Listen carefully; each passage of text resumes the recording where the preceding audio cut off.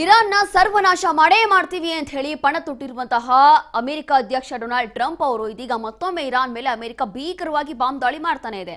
ಅದು ಕೂಡ ಯಾವ ದೇಶ ಸಪೋರ್ಟ್ ಮಾಡ್ಲಿ ಬಿಡ್ಲಿ, ಆದ್ರೆ ಸಿಂಗಲ್ ಆಗಿ ಇರಾನ್ ನಾವು ಸರ್ವನಾಶ ಮಾಡ್ತೀವಿ ಅಂತ ಹೇಳಿ ಈ ರೀತಿಯಾಗಿ ಅಟ್ಯಾಕ್ ಮೇಲೆ ಅಟ್ಯಾಕ್ ಅನ್ನ ಮಾಡ್ತಾ ಇರುವಂತದ್ದು. ಈಗ ಭೀಕರವಾಗಿ ಬಾಂಬ್ ದಾಳಿಯನ್ನ ಮಾಡಿದ್ದಾರೆ. ಮೊನ್ನೆ ಅಷ್ಟೇ ಪೋಸ್ಟ್ ಮಾಡೋ ಮೂಲಕ ಒಂದ್ ರೀತಿಯಾಗಿ ಎಚ್ಚರಿಕೆಯನ್ನ ಕೊಟ್ಟಿದ್ರು ಹಲವು ಬಾರಿ.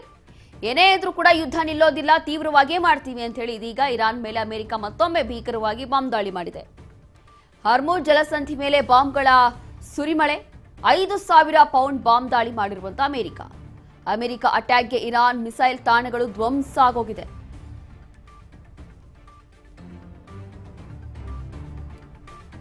£5,000 ಬಾಂಬ್ ದಾಳಿಯನ್ನ ಮಾಡಿರುವಂತದ್ದು ಅಮೆರಿಕ ಎಚ್ಚರಿಕೆಯನ್ನ ಕೊಟ್ಟಿತ್ತು. ಇಂತಹ ದಾಳಿಯನ್ನ ಮಾಡೇ ಮಾಡ್ತೀವಿ ಅಂತ ಹೇಳಿ ಇದೀಗ ಅದರಂತೆ ದಾಳಿಯನ್ನ ಮಾಡ್ತಾ ಇದೆ.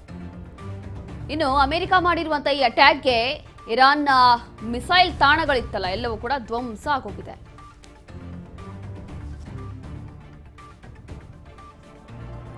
ಇರಾನ್ ಮೇಲೆ ಅಮೆರಿಕ ಭೀಕರವಾಗಿ ಬಾಂಬ್ ದಾಳಿಯನ್ನ ಮಾಡ್ತಾನೆ ಇದೆ. ಹಾರ್ಮುಜ್ ಜಲಸಂಧಿ ಮೇಲೆ ಇದೀಗ ಬಾಂಬ್ಗಳ ಸುರಿಮಳೆಯನ್ನ ಸುರಿಸಿದೆ.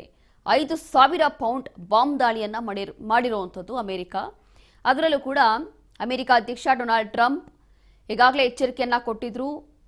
ಇರಾನ್ನ ಸರ್ವನಾಶ ಮಾಡೇ ಮಾಡ್ತೀನಿ ಅಂತ ಹೇಳಿ ಹಠ ಹಿಡಿದಿರುವಂಥದ್ದು. ಪಣ ತೊಟ್ಟಿರುವಂತಹ ಡೊನಾಲ್ಡ್ ಟ್ರಂಪ್ ಯಾವುದೇ ಕಾರಣಕ್ಕೂ ಕೂಡ ಹಿಂದೆ ಸರಿಯೋದಿಲ್ಲ ಅಂತ ಹೇಳಿ ಹಠ ಹಿಡಿದು ನಿಂತಿದ್ದಾರೆ.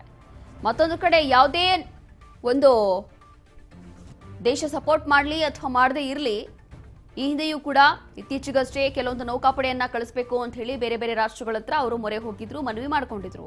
ಆದರೆ ಇಲ್ಲಿ ಮತ್ತೊಮ್ಮೆ ಹೇಳಿರುವಂಥದ್ದು ಅವರು ಯಾವುದೇ ದೇಶ ಸಪೋರ್ಟಿಗೆ ಬರಲಿ ಅಥವಾ ಬರದೇ ಹೋಗಲಿ, ನಾವು ಮಾಡೋವಂಥ ಯುದ್ಧ ಅಂತೂ ಮಾಡೇ ಮಾಡ್ತೀವಿ, ಪರವಾಗಿಲ್ಲ, ನಾವೇ ಈ ಒಂದು ಯುದ್ಧದಲ್ಲಿ ಮುಂದೆ ಹೋಗ್ತೀವಿ ಅಂತ ಹೇಳಿ ಈಗಲೂ ಕೂಡ ಈ ರೀತಿಯಾದಂತಹ ಭೀಕರವಾಗಿ ದಾಳಿಯನ್ನ ಮಾಡ್ತಾ ಇದೆ. ಅದರಲ್ಲೂ ಕೂಡ ಈ ಒಂದು ಅಮೆರಿಕದ ದಾಳಿಯಿಂದ ಅತಿ ಶಕ್ತಿಶಾಲಿ ಅಂತ ಅನಿಸ್ಕೊಂಡಿದ್ದಂತಹ